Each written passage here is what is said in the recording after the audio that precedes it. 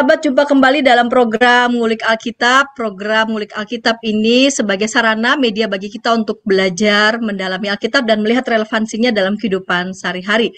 Pada episode kali ini kita mengulik Kejadian pasal 4 ayat 1-16, Kejadian pasal 4 ayat 1-16, dengan diberi judul Tragedi Kekerasan Pertama, bersama dengan narasumber kita, Pendeta Dr. Daniel Kurniawan Listiabudi. Salam jumpa lewat Zoom ini, Pak Pendeta, Pak dosen. Halo, selamat. Salam jumpa.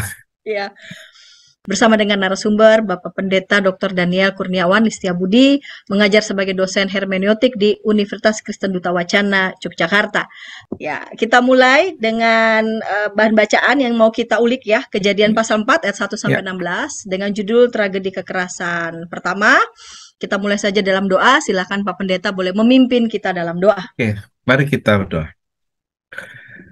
Ya Tuhan, kami datang kepadamu, memohon hikmat roh-Mu yang kudus. Roh penghibur dan roh penolong itu agar memampukan kami menelisik kitab suci dengan baik.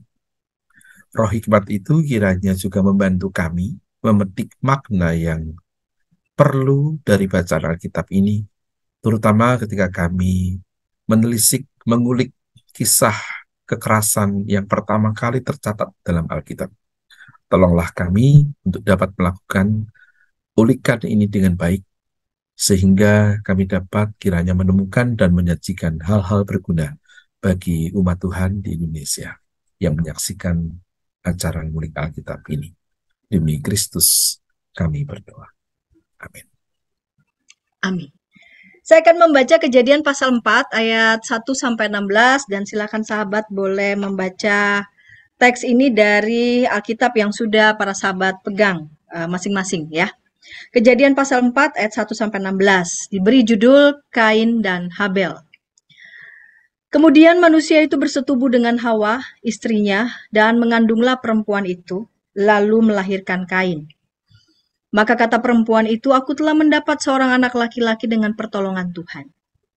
Selanjutnya dilahirkannya Habel, adik Kain, dan Habel menjadi gembala kambing domba.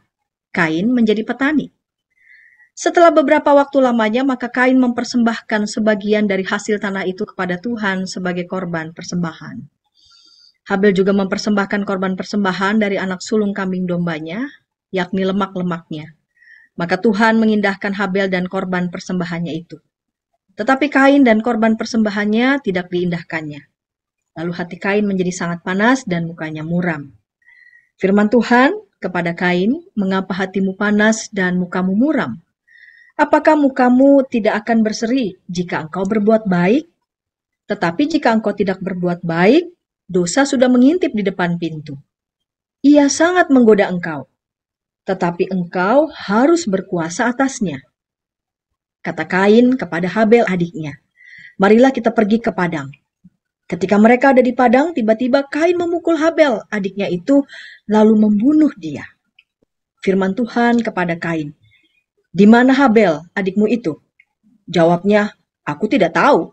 Apakah aku penjaga adikku? Firman-Nya, apakah yang telah kau perbuat ini? Darah adikmu itu berteriak kepadaku dari tanah. Maka sekarang terkutuklah engkau, terbuang jauh dari tanah yang mengangakkan mulutnya untuk menerima darah adikmu itu dari tanganmu.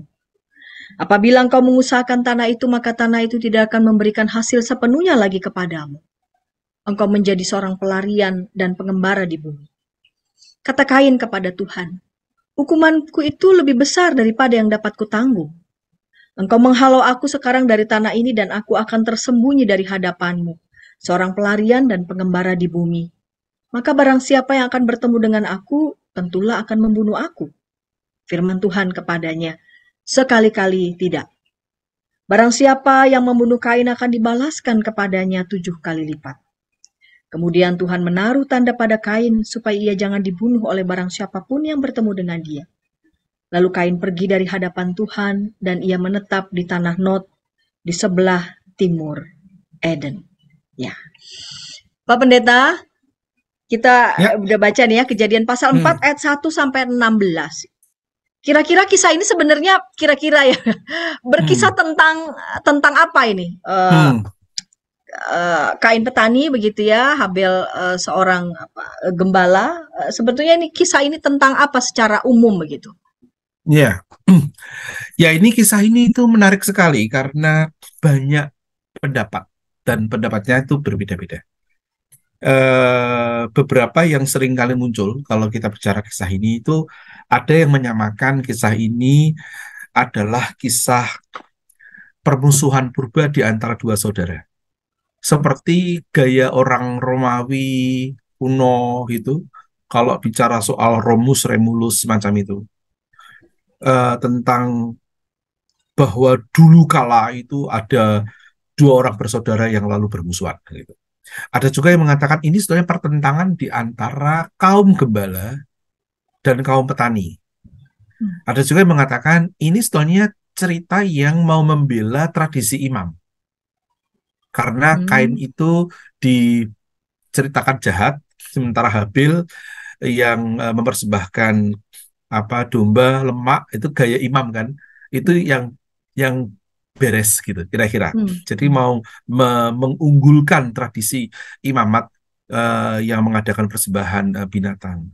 Ada juga yang mengatakan ini asal usul suku Keni gitu. Keni dari kata kaniti, kain ya, tentang suku yang nomad gitu.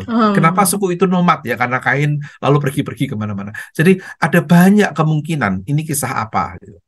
Nah, kemudian oleh editor Kitab Kejadian dia dijadikan bagian dari cerita awal terciptanya dunia dan sejarah sejarah quote and quote ya, sejarah asal mula manusia dari pasal 1 sampai 11 yang memang kalau dilacak historisitasnya agak susah Hmm. ditemukan gitu.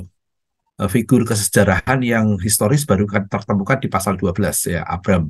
Nah, tapi Hmm. ini bagian dari kisah itu, kisah yang diasumsikan darinya kita bisa belajar bermacam-macam yang bersifat eksistensial. Kira-kira gitu. Jadi pendapatnya macam-macam mengenai Kain Habil ini. Kalau pendapatnya macam-macam, lalu yang macam-macam itu kita apa? Kita serap Ya, saja bahwa ya enggak. oke itu Kisah ada ini begitu. sebetulnya lebih tepat kita bilang kisah mitologi ya. Mitologi tentang kekerasan. Karena kalau tidak dianggap begitu, itu banyak hal yang sulit tidak terjawab. Misalnya, bagaimana Kain itu bisa tiba-tiba punya anak? Hmm. Siapa istrinya? Karena Adam, Hawa punya anak, Kain Habil, Habil dibunuh Kain, ya kan? Lalu penggantinya Set, ya kan? Baru kemudian belakangan di pasal 5, baru Adam Hawa itu punya anak laki-laki dan perempuan. Tapi Kain sudah punya istri di pasal 4 loh itu. Di pasal 4 ya, jadi siapa istri Kain? Nah itu kan tidak bisa dijawab, ya kan? Lalu orang ngarang, Ya. wah Bu Kain, nah ya siapa Bu Kain itu kan tidak bisa gitu. Nah karena ini kisah ini tidak bermaksud begitu, kisah ini adalah suatu kisah mitologi yang mau menjelaskan asal usul bagaimana orang bisa menjadi jahat, orang bisa membunuh sesamanya, sesamanya adalah saudaranya sendiri gitu. Hmm. Nah tapi memang di sana sini ada banyak faktor, ada juga yang mengatakan ini sebetulnya cerita ideologi yang tadi, yang mau meletakkan kegembalaan dan keimaman di mana ada korban binatang di atas kaum petani. Ada yang bilang gitu. Jadi berbagai macam pendapat. Secara umum ya kita jangan memperlakukannya sebagai kisah historis yang Ya. seperti kalau kita bilang sejarah zaman sekarang. Luput semua pasti itu. Luput Ya. semua karena memang bukan itu maksudnya. Bukan itu maksudnya. Bukan, bukan. Ya. Ya. Lebih eksistensial dari sekedar runtutan pembuktian empiris gitu. Ya. Ya. Ya. Baik, Pak Pendeta, kita mulai melihat pasal 4 ayat 1 ya. Ini menarik Oke. ini. Ya.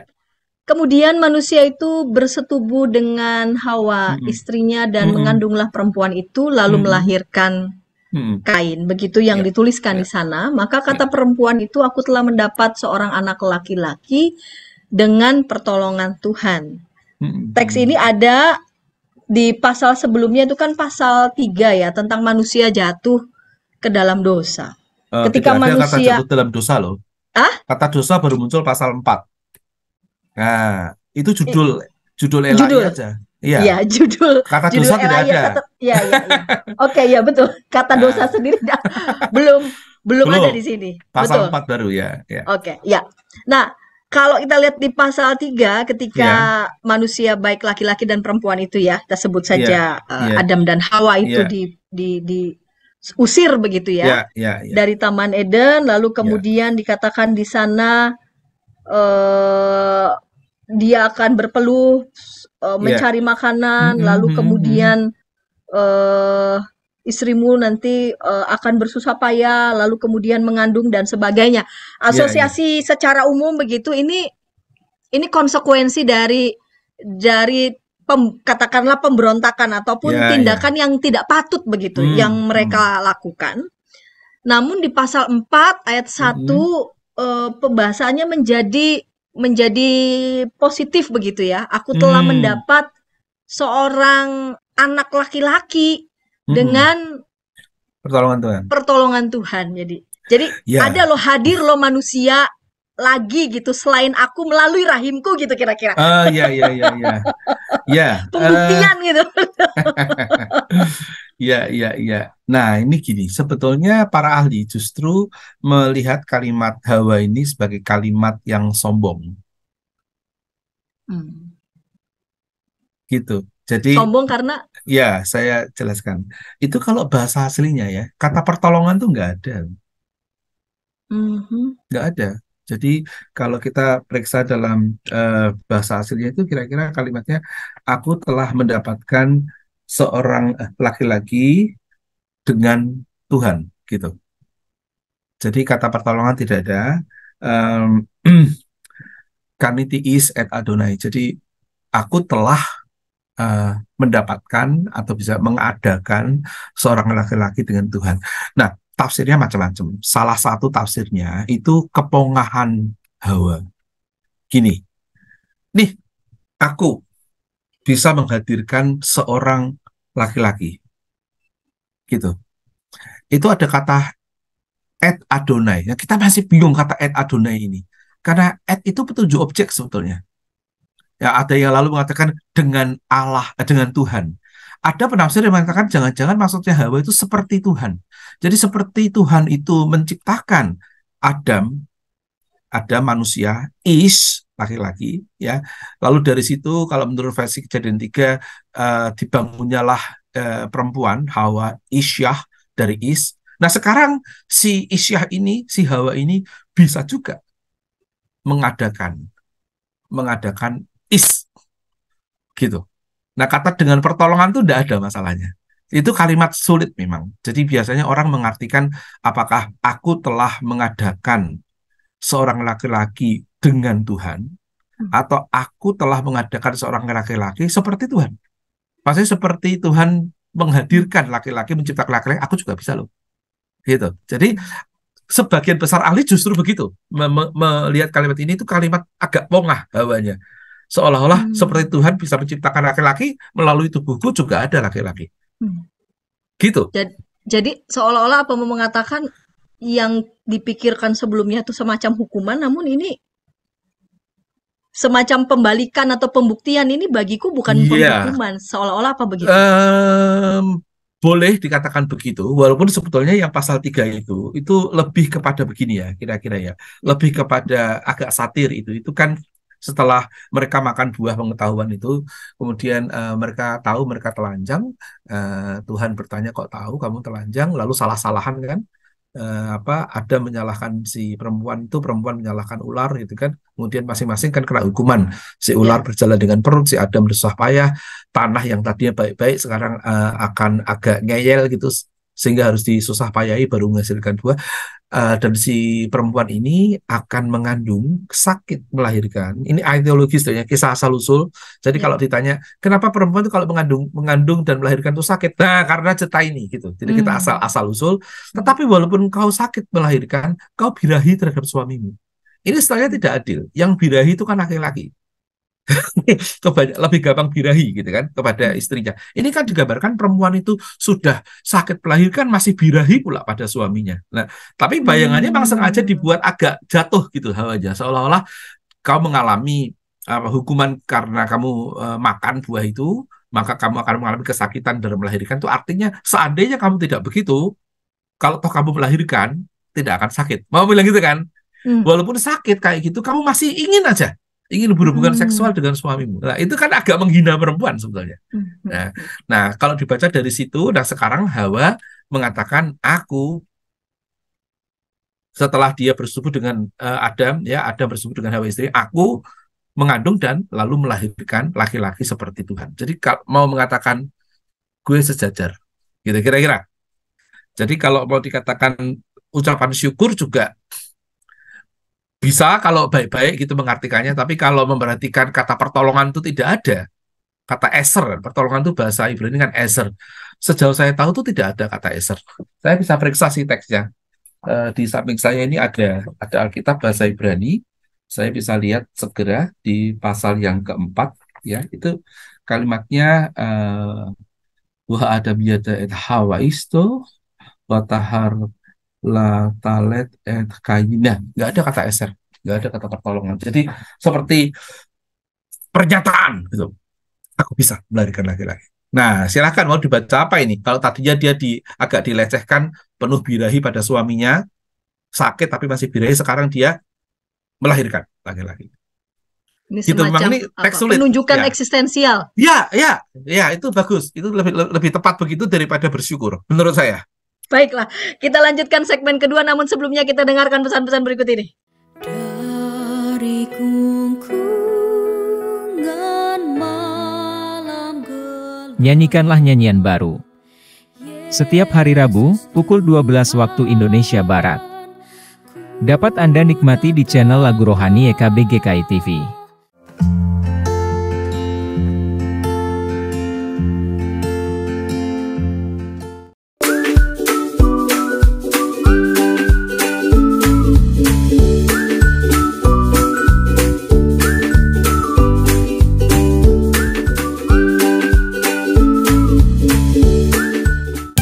Sahabat, mari dukung pelayanan dan pekabaran Injil melalui YKB dengan membagikan link acara ini kepada sebanyak mungkin orang. Dukungan juga dapat saudara lakukan dengan mentransfer dukungan finansial ke rekening BCA ke nomor 450 305 2990 450 305 2990 atas nama Yayasan Komunikasi Bersama.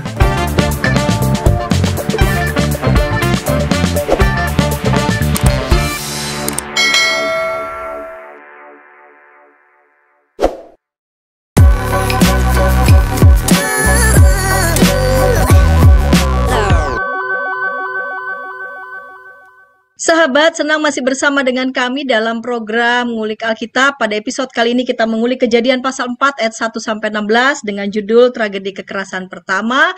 Mari sahabat, saya mengajak sahabat boleh berinteraksi di kolom komentar yang sudah tersedia, baik itu memberikan tanggapan maupun juga pertanyaan dengan senang hati bersama dengan narasumber Bapak Pendeta Dr. Daniel Kurniawan Listiabudi, mengajar sebagai dosen hermeneutik di Universitas Kristen Duta Wacana, Yogyakarta. Pak Pendeta, kita lanjut di segmen yang kedua ini. Di ayat yang kedua dituliskan di selanjutnya, dilahirkannya lah Habel adik Kain, dan Habel menjadi gembala kambing domba, Kain menjadi petani. Jadi digambarkan mereka sudah besar, kira-kira begitu ya. Yang satu profesinya sebagai petani, lalu kemudian yang satu profesinya sebagai gembala kambing domba. Setelah beberapa waktu lamanya, maka Kain mempersembahkan sebagian dari hasil tanah itu kepada Tuhan sebagai korban persembahan. Begitu juga Habel juga mempersembahkan korban persembahan, yakni lemak-lemaknya. Maka Tuhan mengindahkan Habel dan korban persembahannya itu, tetapi Kain dan korban persembahannya tidak diindahkannya. Nah, pertanyaannya, dikira-kira apa penyebab yang satu diterima, yang satu ditolak? Apakah kalau di sini disebut Habel mempersembahkan korban persembahan dari anak sulung, apakah Kain tidak mempersembahkan yang terbaik karena mempersembahkan sebagian? Apakah tidak mempersembahkan yang pertama begitu? Sehingga yang satu diterima, yang satu ditolak. Padahal kan kedua profesi ini ya kita terima saja sebagai dua profesi yang netral saja. Bagaimana respon Pak Pendeta? Oke, membahas pertanyaan Bu Santi ya. Jadi gini, banyak orang itu membaca kitab Kejadian lewat kitab yang lain. Nah, itu tidak adil untuk narasinya. Misalnya ya, surat Ibrani. Hmm. Itu kan kalimatnya karena iman, gitu kan? Tokoh-tokoh iman disebut, lalu karena iman Habil mempersembahkan yang lebih baik dari Kain. Hmm. Lah itu kan kalau menggunakan perspektif kitab Ibrani, dan Hmm. kitab Ibrani kan memang adalah ritual, ya kan? Ritual korban berdarah, korban domba. Teologinya kan gitu kan. Kalau kitab Ibrani itu imam besar membawa darah domba, begitu kan? Imam besar agung darahnya sendiri setahun sekali. Kalau imam besar, imam agung sekali selamanya, kan gitu kan? Gagasannya itu gagasan sacrificial, lamb sacrificial. Nah, kalau dibaca pakai surat Ibrani ya bunyinya Habil mempersembahkan lebih baik. Tapi kan teksnya enggak boleh begitu, toh. Dibaca begitu teks kejadiannya sendiri. Kalau kita baca teks kejadian sendiri, teksnya sendiri ya, jangan baca pakai kitab yang lain loh ya. Itu kan ceritanya bahwa Kain menjadi pekerja tanah, dipakai kata-kata pekerja tanah ya, Obed ha-Adama. Habil itu peternak. Nah, Kain memberikan persembahannya, Habil juga memberikan persembahannya. Memang ada keterangan kalau Kain dikatakan di situ mempersembahkan sebagian hasil tanah itu kepada Tuhan. Nah, lalu kata ini yang sering dipakai orang, loh kan sebagian kan, tidak semua gitu. Lah apa Habil tidak juga sebagian toh itu? Kalau di Habil juga, Habil mempersembahkan korban persembahan dari anak sulung kambing dombanya, yakni lemak-lemaknya. Berarti kan nggak semua ternaknya, hanya anak sulungnya itu pun dombanya, lemak-lemaknya.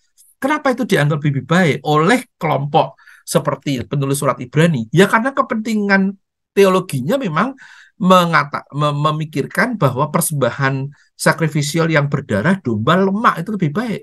Tetapi teksnya sendiri kan tidak boleh dibegitukan. Teksnya sendiri tidak ada kualifikasi ini jelek, ini baik.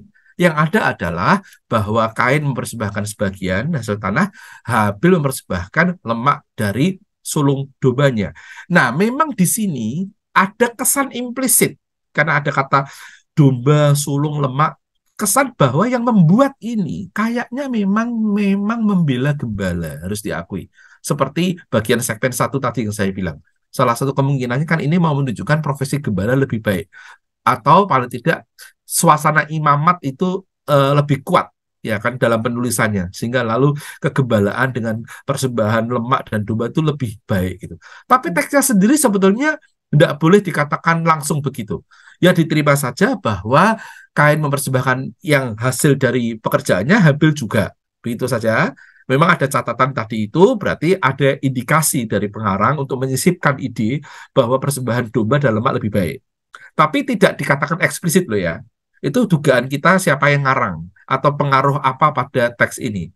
Nah, yang menarik itu adalah tidak ada penjelasan dari pihak Tuhan. Kenapa Kain persembahannya ditolak, Habil diterima? Itu kata Ibrani yang dipakai itu sya'ah dan lo sya'ah. Jadi Tuhan itu mengindahkan korban Habil dan lo sya'ah tidak mengindahkan korban Kain. Itu tidak ada alasannya.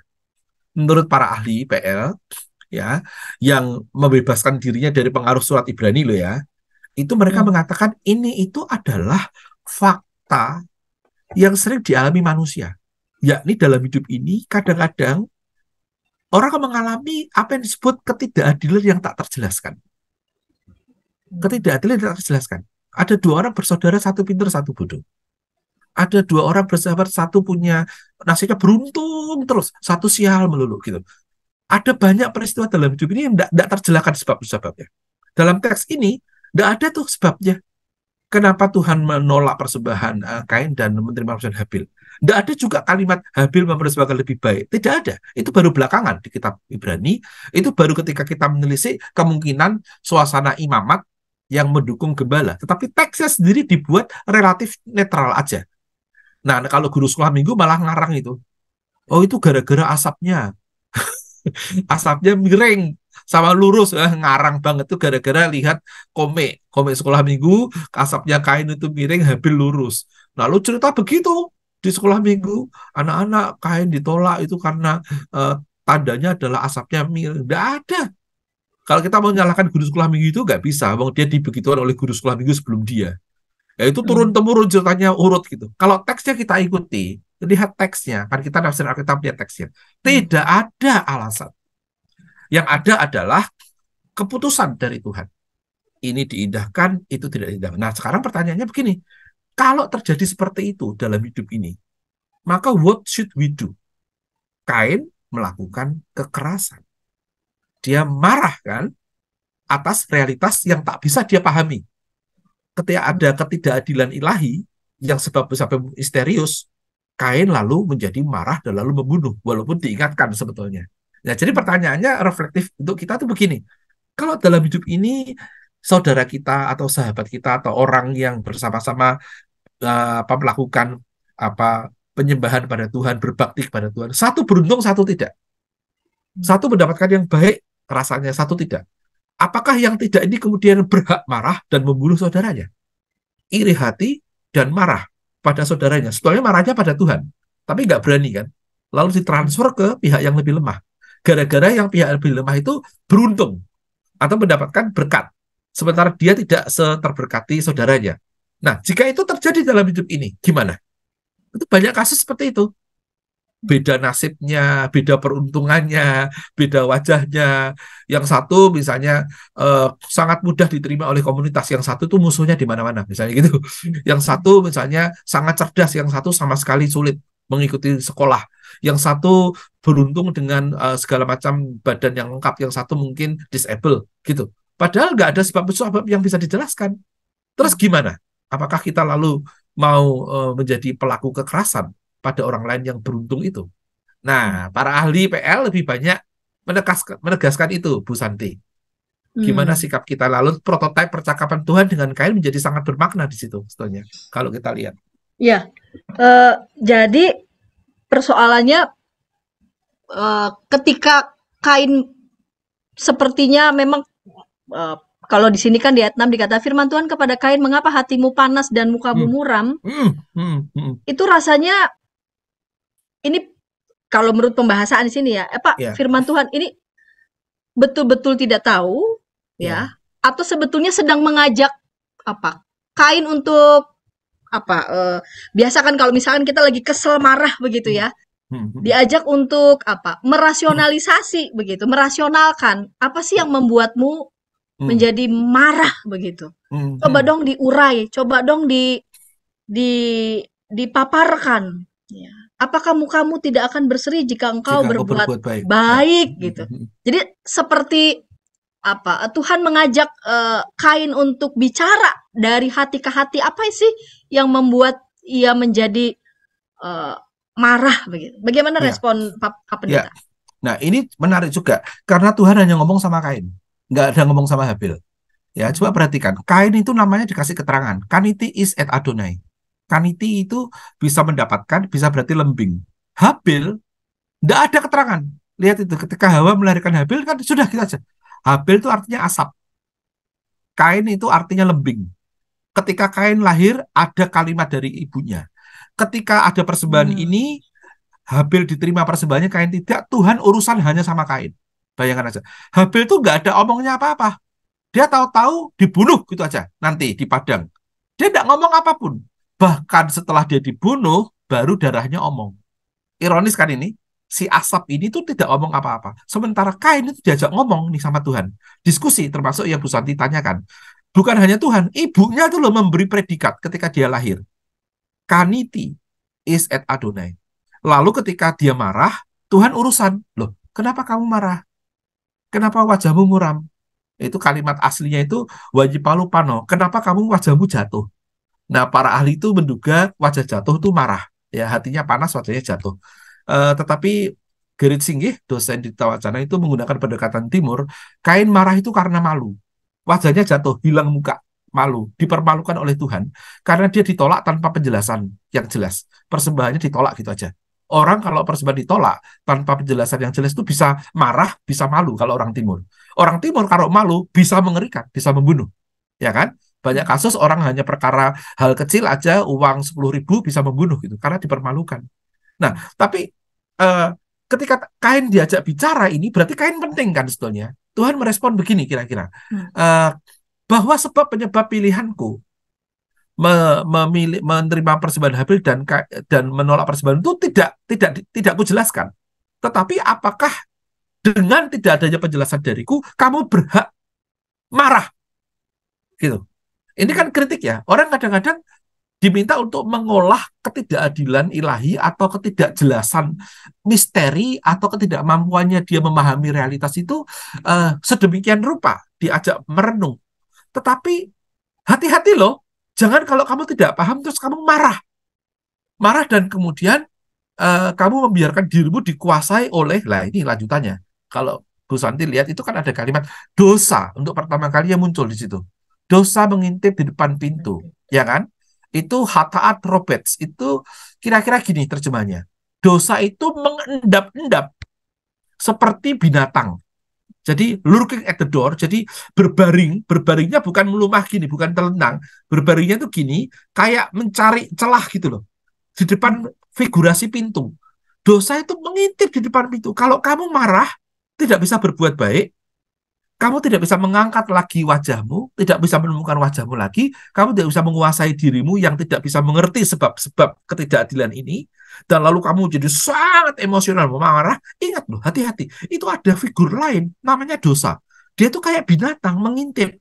Rabat tuh mau nerekam gitu ya, di pintu. Dan dia sangat menggoda engkau. Ada kalimat gitu. Dia sangat menggoda engkau. Karena orang kalau marah itu tinggal di sedikit gitu, dia bisa menjadi pelaku kejahatan. Dia sangat menggoda engkau, tetapi engkau harus berkuasa atasnya. Ada kalimat itu kan? Ya. Wa atah tim syalbo. Wa atah tim syalbo. Dan kamu ke depan, tim syal itu imperfect sebetulnya. Jadi kata-kata future dari kata masyal, bo itu atasnya. Kamu harus berkuasa atas kemarahanmu sendiri, termasuk dosa yang sedang ngintip di depan pintu.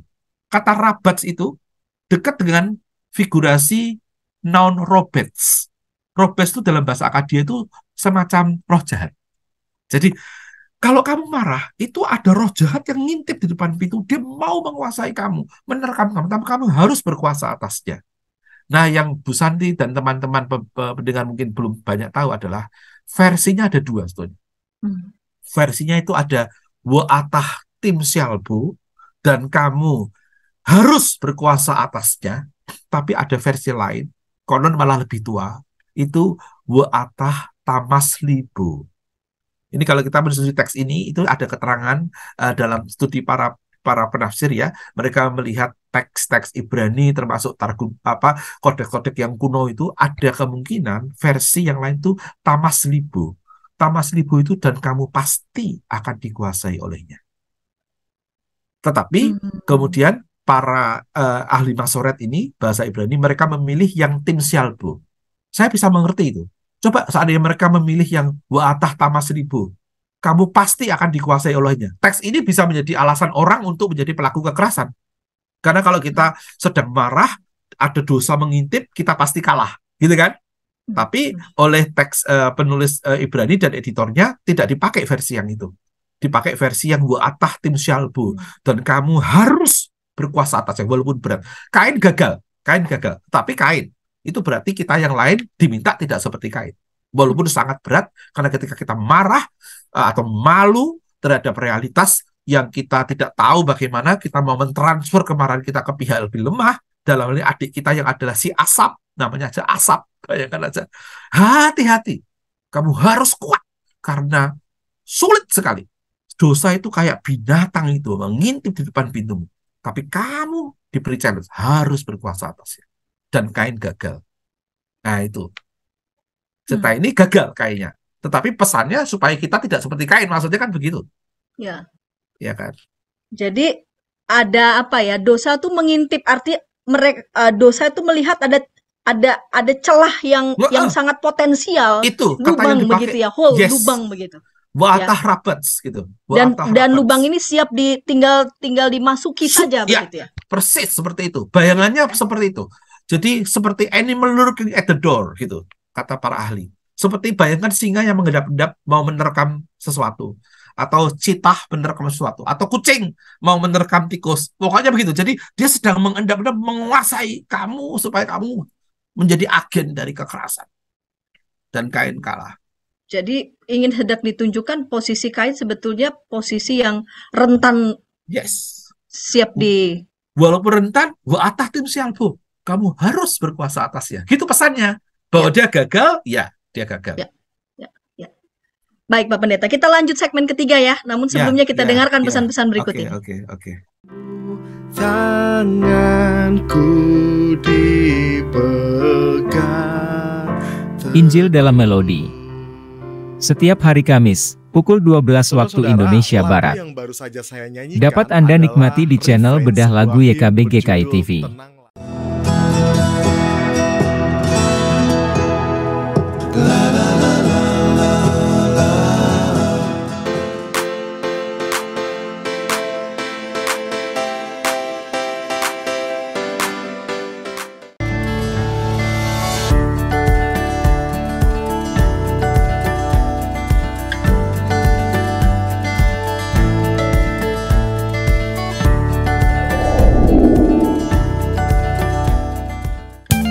Sahabat, mari dukung pelayanan dan pekabaran Injil melalui YKB dengan membagikan link acara ini kepada sebanyak mungkin orang. Dukungan juga dapat saudara lakukan dengan mentransfer dukungan finansial ke rekening BCA ke nomor 450 305 2990 450 305 2990 atas nama Yayasan Komunikasi Bersama.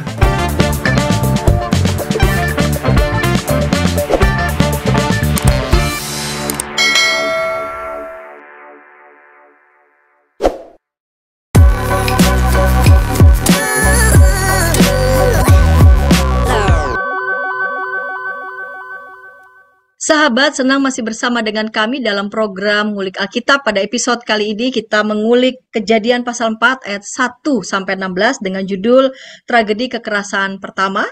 Kita sudah tiba di segmen ketiga, segmen penutup. Mari sahabat boleh berinteraksi di kolom komentar yang sudah tersedia, menyampaikan tanggapan ataupun juga pertanyaan bersama dengan narasumber Bapak Pendeta Dr. Daniel Kurniawan Listiabudi, mengajar sebagai dosen hermeneutik di Universitas Kristen Duta Wacana, Yogyakarta.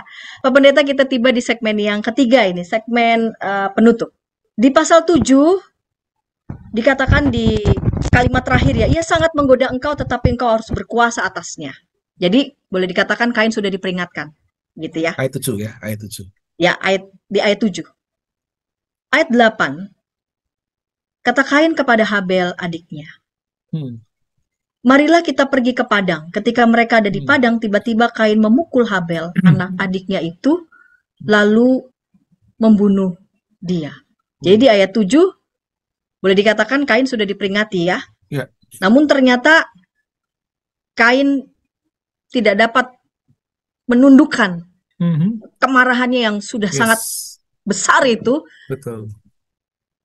Dan ditumpahkan, diluapkannya kepada adiknya sendiri.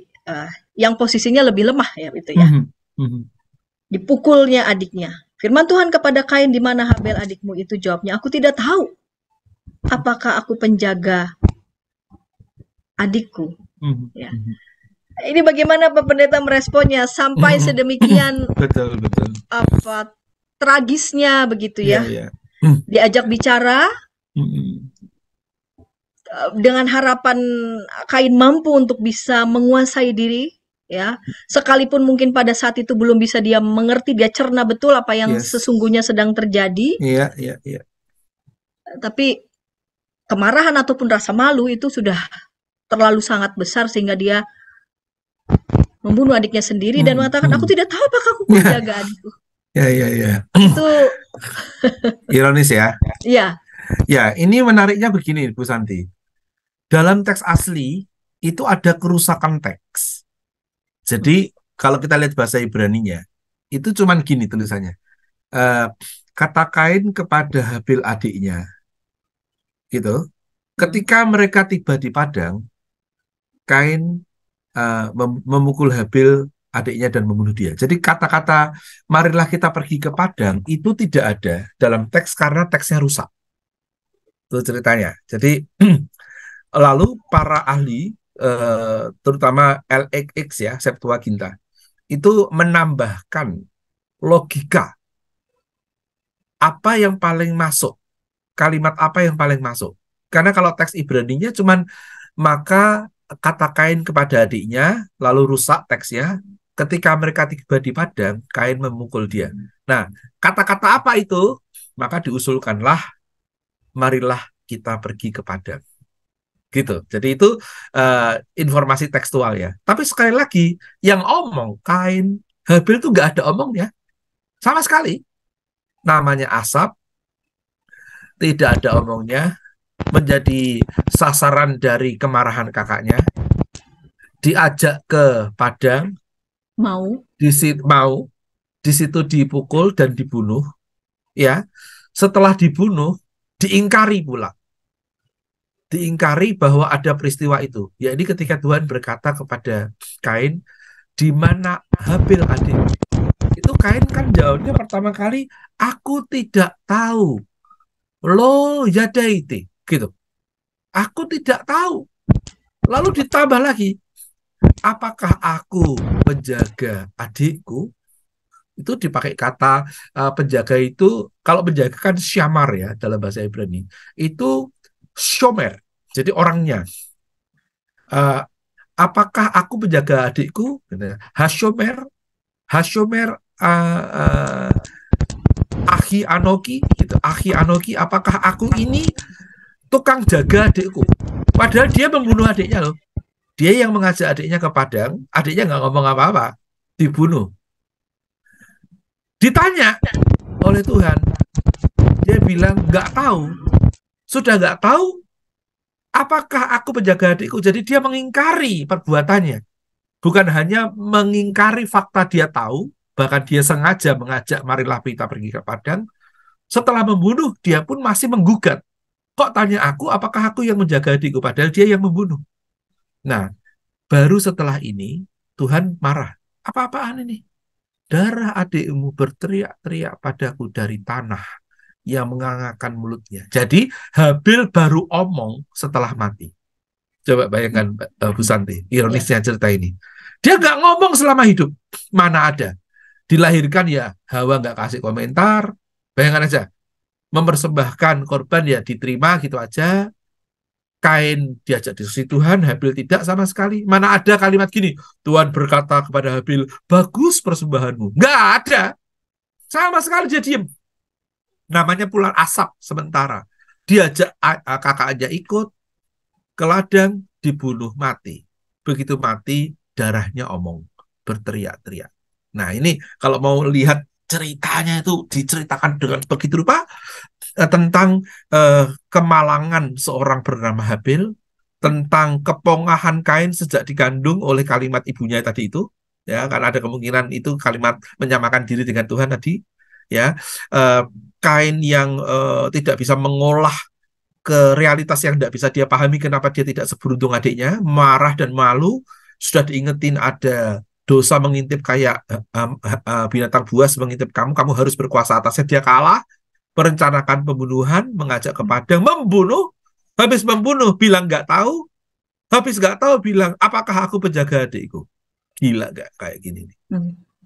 Tak terbayangkan pembunuhan pertama ini. Denial-nya luar biasa secara etis ya. Ya, jadi menggambarkan apa ya? Keberadaan eksistensi Kain itu digambarkan sedemikian rupa sebagai subjek yang kuat sebetulnya ya. Oh ya, iya. Ya, Berbeda dan dengan Habel. Itu nanti yang menarik ya. Ketika lalu kan Tuhan memberikan peringatan dan penghukuman juga pada Kain. Itu menariknya, tanda yang ditaruh di sini Kain, orang menduga di dahi ya. Itu orang seringkali menganggap tanda penghukuman dari Tuhan. Enggak. Kain itu berbuat jahat pada Habil. Tuhan marah pada Kain. Ya kan, memang lalu Tuhan mengatakan terkutuklah tanah karena engkau, ya, tanah yang mengangkat mulutnya ini. Apabila engkau mengusahakan tanah itu, ini kayak peristiwa bapaknya Adam. Apabila engkau mengusahakan tanah itu tidak akan memberikan hasil sepenuhnya. Jadi tidak akan maksimal. Kamu akan menjadi pelarian dan pengembara di bumi, nomad, ya. Makanya salah satu teorinya kan ini cerita asal usul nomad. Lalu Kain berkata, hukumanku itu lebih besar daripada yang dapat kutanggung. Karena aku dihalau dari tanah ini, tersembunyi dari hadapanmu, jadi pelarian dan pengembara, maka barang siapa bertemu dengan aku akan membunuh aku. Loh, pertanyaannya, siapa yang akan bertemu dengan dia? Katanya manusia pertama, bapak ibunya sendiri, lalu dia. Ya. adiknya dia bunuh, hanya dia satu-satunya dong. Nah, tapi Hmm. sekali lagi ini cerita mitologi. Iya, iya. Orang yang berbuat jahat itu bisa takut ketika ia sendiri akan mengalami kejahatan yang sama. Iya. Aneh ini kan, dia Ya. berani berbuat jahat, kejam, tega, Betul. tapi ketika dia sendiri mau dijahatin orang, dia takut Tidak setengah mati. demak. Dan yang menarik, itu Tuhan memberikan tanda. Tandanya itu bukan tanda penghukuman, itu tanda perlindungan. Coba lihat kalimatnya. Ya. Firman Tuhan kepadanya sekali-kali tidak. Barang siapa membunuh Kain akan dibalaskan kepadanya 7 kali lipat. Lalu Tuhan menaruh tanda pada Kain supaya ia jangan dibunuh oleh barang siapa yang membunuh dia. Jadi walaupun Kain itu tega pada Habil, Tuhan itu tidak tega pada Kain. Tuhan ingin mencegah pembunuhan pada Kain dengan cara kalau ada orang membunuh Kain akan dilipat gandakan. Itu berarti kan ancaman kan, ancaman pada lawannya Kain supaya Kain tidak dibunuh. Maksudnya gitu. Berarti itu tanda proteksi. Nah, ini menarik sekali. Bahkan Kain pun itu kata hukumanku terlalu besar ya. Itu juga menarik dalam bahasa Ibrani. Karena kalau dalam bahasa Indonesia itu kan dikatakan di situ hukumanku itu lebih besar daripada yang dapat kutanggung. Itu ada kemungkinan lain tuh gini. Kesalahanku itu tidak sebesar inilah. Gitu. Dipakai kata awon seingat saya itu. Jadi lebih ke kesalahanku itu lebih besar daripada yang seharusnya. Jadi ketika dia diusir keluar, lalu tanah tidak lagi maksimal, dan lalu dia membayangkan akan kalau ketemu orang lain dia akan dibunuh, itu lebih besar.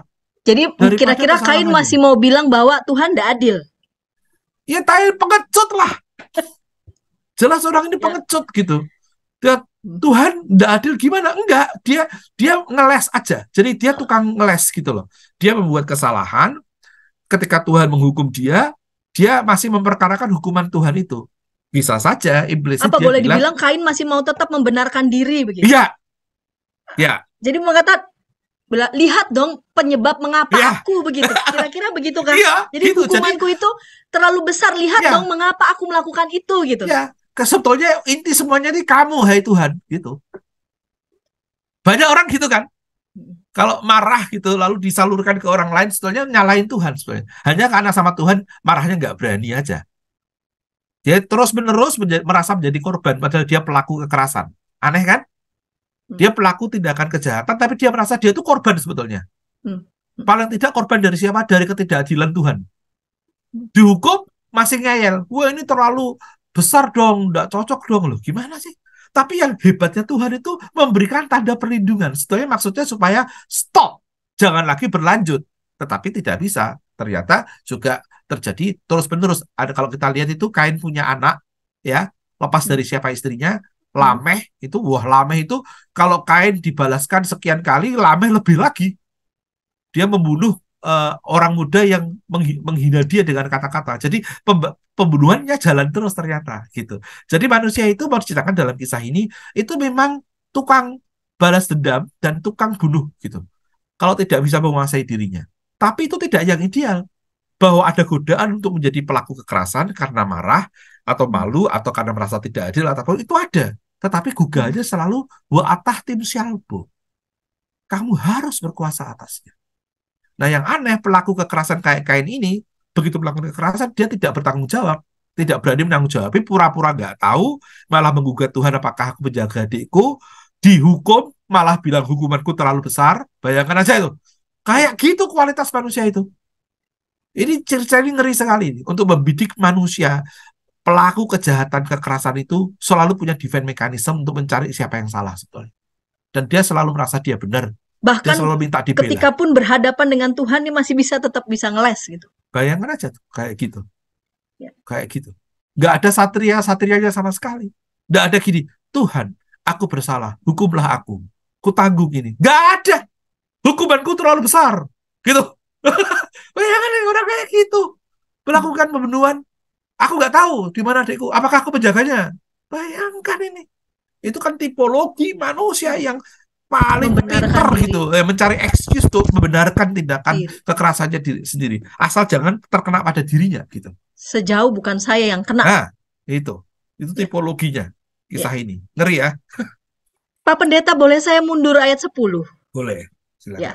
Ini menarik, darah adikmu itu berteriak kepadaku dari tanah. Ya. Tadi Pak Pendeta jelaskan, bayangkan Habel tidak bicara, sekalinya pun bicara sesudah mati. Ya. Quote and quote, saya Ya. teringat begini ya. Hmm. Digambarkan di film-film katakanlah begitu ya, film-film horor karena katakanlah korban ketidakadilan digambarkan tidak berdaya sepanjang hidupnya, sehingga yang tidak berdaya ini hanya bisa menuntut keadilan ketika ia sudah mati. Tanggapan Bapak itu bagaimana? Ya memang garis bawahnya termasuk itu, bahwa Tuhan tetap berurusan dengan orang walaupun dia sudah mati. Ya, kan mau bilang gitu. Tuhan tetap berurusan dengan nasib orang yang menjadi korban dari kekerasan ini walaupun dia sudah mati. Tuhan masih bisa mendengar suaranya. Kan mau bilang begitu. Ya. Jangan kita pikir kalau kita sudah membunuh orang lalu ya itu selesai perkaranya. Yang mati itu, yang diperlakukan tidak adil itu bisa berteriak pada Tuhan. Tuhan mendengar. Kain tidak mendengar. Kan bahasa darah adikmu itu berteriak-teriak kepadaku. Ya, ada kata kepadaku kan, coba kita periksa ya. Darah adikmu itu berteriak kepadaku. Iya, Kepadaku. betul. Jadi Tuhan urusan gitu. Kainnya tidak mendengar. Tetapi bagi Tuhan tindakan kejahatan yang korbannya sampai mati karena ketidakadilan, korban itu bicara. Korban itu masih bisa protes. Korban itu mengadu. Tuhan mendengarkan suara yang tak terdengarkan, yang tak didengar. Jadi God hear the unspoken words of the victims. Jangan main-main gitu. Kira-kira mau bilang begitu kan? Ya. Jadi suara yang tidak didengarkan oleh siapapun itu yang merasa berkuasa begitu, Didengar oleh namun Tuhan. Tuhan tetap Mendengar. mendengar. Dan Tuhan tetap berurusan begitu ya. Berurusan. Karena menjadi konsiderasi. Darah adikmu berteriak. Kamu mau apa? Kamu melakukan, kamu mau lari dari tanggung jawab. Ini loh darah adikmu teriak padaku. Dari tanah yang mengangkat mulutnya untuk menimpa, untuk menampung darah itu. Di tempat di mana kamu yang ngajak dia ke padang itu. Di situ darahnya berteriak. Wah, itu luar biasa. Menghadapkan manusia tetap pada tanggung jawabnya begitu. Ya. Makanya harus hati-hati dengan ini kalau pakai bahasanya filosof Prancis yang saya pernah teliti ketika baca teks ini, Kain Habil dengan pendekatan etnografi, sastra Prancis, itu ada yang namanya René Girard. Dia bilang yang terjadi itu kan pengkambing hitaman. Kain mau mencari selamat kan gini ya. Tapi yang terjadi dia marah itu karena gini loh. Dia itu ingin meniru Habil sebenarnya. Ingin mendapatkan syiah diindahkan oleh Tuhan, tapi tidak bisa. Nah, orang yang mengidolakan seseorang, tapi tidak bisa seperti orang itu menjadikan orang yang diidolakan itu hero dan rival sekaligus. Dia ingin seperti orang itu. Nah, keinginan menyerupai orang itu yang tidak mampu, tidak terjadi, membuat orang itu menjadi objek mimesis, keinginan meniru. Ya. Nah, jadi orang itu bisa berbuat jahat pada tokoh yang dikaguminya.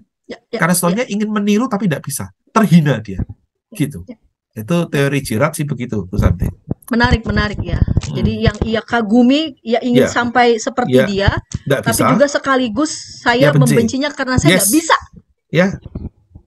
Yang ku kagumi tapi sekaligus juga yang ku benci. Oh, itu banyak terjadi. Betul. Misalnya ada orang kita kagumi setengah mati ya, terus ia celaka, katakanlah hidupnya rusak atau celaka. Itu kita dalam hati, di mulut kita bilang, aduh kasihan, dalam hati syukurin loh. Rival gue dah kira-kira berkurang. Rival dalam arti ternyata kamu gagal juga tuh, gitu. Syukurin loh. Tapi tidak mungkin kita omong, kita ya ikut sedih seolah-olah. Tapi dalam hati kita mensyukurkan. Makanya jangan merasa gembira kalau diidolakan orang. Belum tentu. Mungkin dia juga memusuhimu dalam hati. Karena mau niru nggak bisa. Oh, saya kok ingin seperti Pendeta Santi tapi nggak bisa. Kapan Pendeta Santi itu celaka ya? Supaya dia ngalami hidup celaka seperti saya. Seperti yang saya alami. Gitu. Makanya jangan sampai begitu dalam relasi kita ini. Supaya terjaga, terjaga betul. Untuk menguasai diri kita dari segala macam keinginan jahat maupun infiltrasi dari dosa yang kayak binatang tadi itu. Jadi kisah tentang Kain dan Habel ini potret manusia sebetulnya. Kita berkaca pada diri kita sendiri ya. Jelas.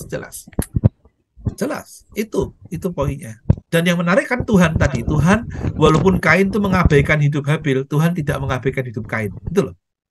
tetap memberikan tanda proteksi Ya. supaya kekerasan tidak berlanjut. Ya. Nah, bahwa lalu itu ditabrak-tabrak, ya itulah manusia. Ya. Ya. Terima kasih Pak Pendeta. Ya. Sahabat, ketika kita membaca kisah Kain dan Habel, kita bercermin pada potret manusia, ya, yang seringkali mungkin bertanya tentang merasa bahwa hidup ini tidak adil dan sebagainya. Lalu kemudian kita berupaya untuk merasionalisasi dengan kehendak kita, dengan ego kita. Kita tidak sadar muncul lubang ya dalam diri kita. Lubang itu kita mau katakan kita entah cemburu, lalu kemudian kita merasa marah dan sebagainya. Kita diingatkan ya bahwa kita harus berkuasa atas segala macam kekecewaan, kemarahan dan sebagainya itu. Karena ketika kita tidak berkuasa atasnya, maka kita bisa melakukan kekerasan. Bahkan kekerasan itu kita coba benarkan bahwa seolah-olah kita bisa merasa benar melakukan kekerasan kepada orang lain atas nama ya, kita merasa kita ingin diperlakukan secara adil. Dan yang luar biasa, lihat bagaimana Tuhan bertindak. Tuhan tidak menginginkan manusia itu melakukan kekerasan satu dengan yang lainnya. Kekerasan tidak bisa diatasi dengan kekerasan yang lainnya. Tuhan menghentikan ya agar manusia berhenti dari mencelakai lalu kemudian melakukan kekerasan satu dengan yang lain. Terima kasih Pak Pendeta sudah memberikan pencerahan kepada kita semua, kepada para sahabat. Kita mau menutup dalam doa. Ketika tayangan ini boleh memberkati sahabat semua, sahabat boleh membagikan tayangan ini kepada sebanyak mungkin orang, dan boleh menekan tombol like maupun juga subscribe, supaya para sahabat bisa mendapatkan update tayangan terkini dari YKB GKI TV. Kita menutup dalam doa. Silahkan Pak Pendeta boleh menutup dalam doa. Baik, mari saudara-saudara sekalian, kita sekali lagi datang pada Tuhan dalam doa.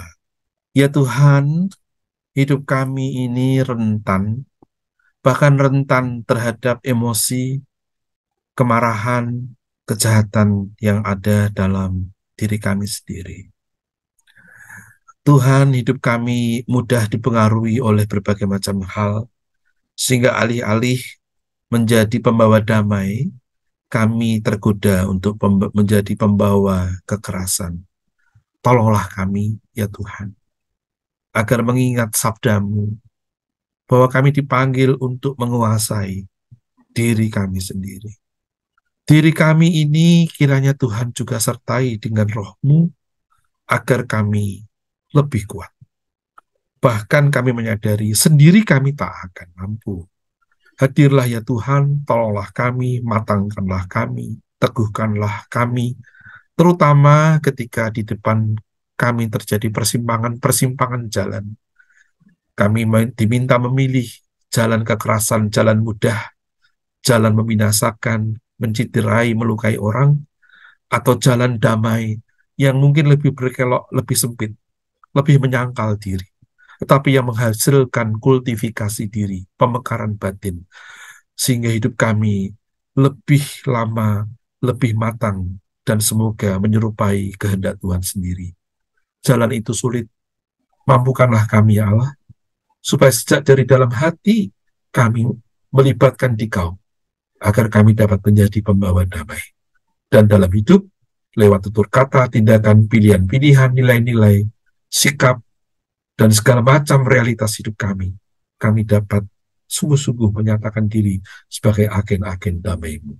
Pakailah kami Tuhan menjadi alat perdamaian. Pakailah seluas-luasnya demi karya kerajaan. Demi Kristus, Raja Damai. Kami berdoa. Amin. Sahabat, mari dukung pelayanan dan pekabaran Injil melalui YKB dengan membagikan link acara ini kepada sebanyak mungkin orang. Dukungan juga dapat saudara lakukan dengan mentransfer dukungan finansial ke rekening BCA ke nomor 450 305 2990 450 305 2990 atas nama Yayasan Komunikasi Bersama.